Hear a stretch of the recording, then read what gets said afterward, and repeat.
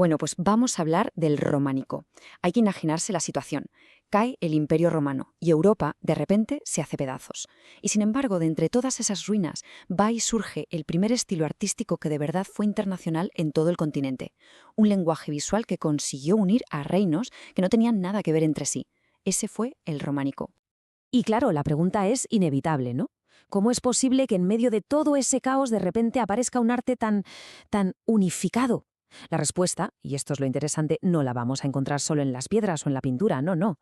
La clave está en digamos, el estado de ánimo de toda una época. Así que vamos a meternos de lleno en eso.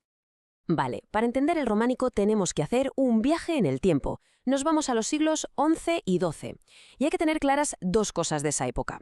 Por un lado, una fe que movía montañas, inquebrantable. Pero por otro, y esto es fundamental, un miedo profundo, generalizado, que lo marcaba todo. La sociedad de la época, era súper rígida. Estaba organizada por el feudalismo. Y eso significaba que cada uno tenía su sitio y de ahí no se movía. La nobleza a gobernar y a luchar. El clero a rezar y a enseñar. Y el pueblo llano, pues a trabajar la tierra. Y ojo, que este orden no se discutía, ¿eh? Se consideraba que venía directamente de Dios, que era inmutable. Pero, sobre todo este orden aparentemente tan estable, había una sombra gigantesca, el milenarismo. ¿Qué es esto? Pues básicamente el terror constante a que el mundo se acabara. La gente vivía convencida de que el juicio final estaba a la vuelta de la esquina, que podía llegar en cualquier momento. Imaginaos esa ansiedad espiritual, es que lo llenaba absolutamente todo. Y claro, ese miedo colectivo se veía en todas partes. De repente el arte se llena de escenas apocalípticas, del juicio final. Por otro lado, miles y miles de personas se echan a los caminos, a las grandes peregrinaciones como el Camino de Santiago. ¿Para qué? Para buscar la salvación. Había una necesidad casi desesperada de un mensaje de esperanza, de que alguien les dijera que había una salida. Pues bien, la primera gran respuesta a toda esta ansiedad no fue un libro, ni un discurso, fue arquitectónica. Había que construir algo que, solo con mirarlo, diera sensación de seguridad en un mundo que parecía desmoronarse. Y la solución fue brillante, en cierto modo. Las iglesias dejaron de ser solo lugares de culto para convertirse en auténticas fortalezas. Fortalezas para Dios.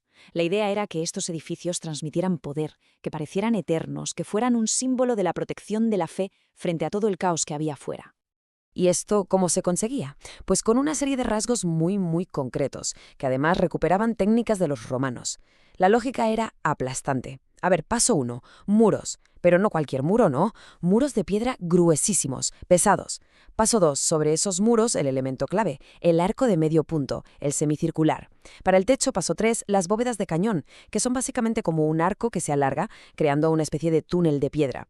Y para rematar, el paso 4, poquísimas ventanas y muy pequeñas, todo para dar esa sensación de búnker, de fortaleza impenetrable. Pero claro, aquí viene lo realmente potente, el simbolismo. Dentro de la iglesia todo es oscuro, pesado, te sientes protegido, es un refugio del caos exterior. Pero esa oscuridad se rompe. Se rompe por esos pocos hilos de luz que se cuelan por las ventanas. Y esa luz no era para ver mejor, no, era un símbolo. Era la esperanza de Dios, la prueba de que incluso en el mundo más sombrío podía entrar la luz divina. Vale, ya tenemos la fortaleza, pero claro, una fortaleza vacía no sirve de mucho. Había que llenarla con el mensaje. Y aquí es donde entra en juego el arte con mayúsculas. Pensemos un momento en el problema que tenían. La inmensa mayoría de la gente era analfabeta. No sabían leer. Entonces, ¿cómo les explicas la Biblia? ¿Cómo les cuentas las historias? ¿Les adviertes del pecado o les hablas de la salvación? Imposible con textos. La única respuesta posible era visual. Y este es el punto clave de todo, ¿eh?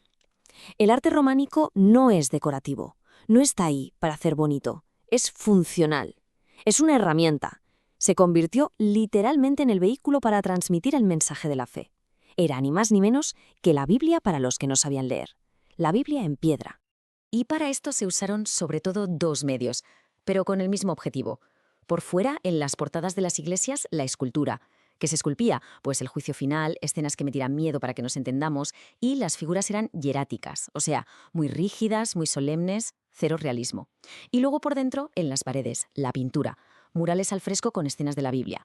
Aquí se usaban colores muy vivos, muy puros, pero igual, sin profundidad, sin perspectiva. ¿Por qué? Porque lo importante era que el mensaje se entendiera a la primera, directo y claro. Insisto en esto porque es fundamental. Esa falta de realismo no es que no supieran hacerlo mejor. No, era una elección. A ellos no les interesaba imitar la realidad.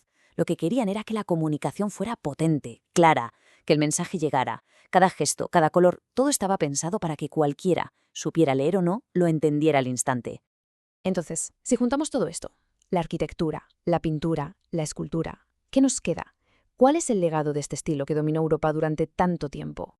Pues nada menos que 2 siglos.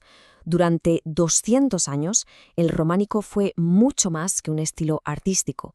Fue una potentísima herramienta para expandir el cristianismo y, sobre todo, para construir una cultura común, una base compartida para todo el continente. Así que, al final, la gran conclusión es esa.